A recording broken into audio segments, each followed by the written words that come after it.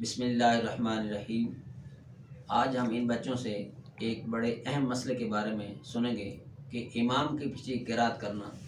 تو اس حوالے سے آج ہم ان بچوں سے سنیں گے کہ کون کون سی حدیث پاک انہوں نے یاد کی ہیں اور ساتھ ساتھ عمل کرتے ہیں۔ تو سب سے پہلے سبق سنتے ہیں محمد ساحل سے کہ امام کے پیچھے قرات کرنا کوئی حدیث پاک سن۔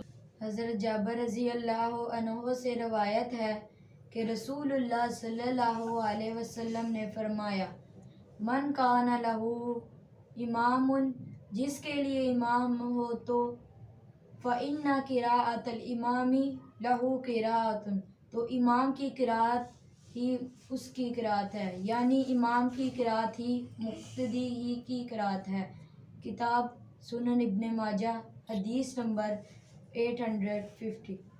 ماشاءاللہ محمد ساحل نے امام کے پیچھے قرات کرنے کے حوالے سے حدیث پاک سنی ہے۔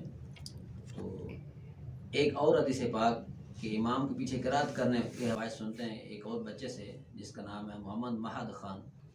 حضرت ابو ہریرہ رضی اللہ عنہ سے روایت ہے کہ نبی اکرم صلی اللہ علیہ وآلہ وسلم نے اپنے صحابہ کو کوئی نماز پڑھائی۔ ہمارا خیال ہے کہ وہ صبح کی نماز تھی۔ نماز سے فراغت کے بعد آپ صلی اللہ علیہ وآلہ وسلم نے فرمایا، هل قرأ منکم من احد، کیا تم میں سے کسی نے قرات کی ہے؟ ایک آدمی نے کہا، جی ہاں میں نے کی ہے۔